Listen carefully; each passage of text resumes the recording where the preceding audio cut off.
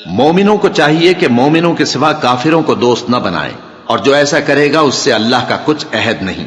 ہاں اگر اس طریق سے تم ان کے شر سے بچاؤ کی صورت پیدا کرو تو مذائقہ نہیں۔ اور اللہ تم کو اپنے غضب سے ڈراتا ہے اور اللہ ہی کی طرف تم کو لوٹ کر جانا ہے۔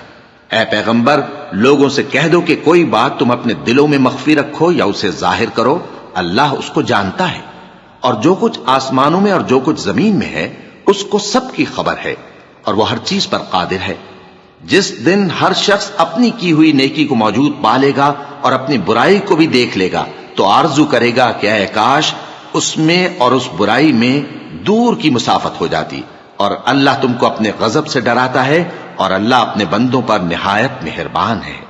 اے پیغمبر لوگوں سے کہہ دو کہ اگر تم اللہ کو دوست رکھتے ہو تو میری پیروی کرو، اللہ بھی تمہیں دوست رکھے گا اور تمہارے گناہ معاف کر دے گا، اور اللہ بخشنے والا ہے، مہربان ہے۔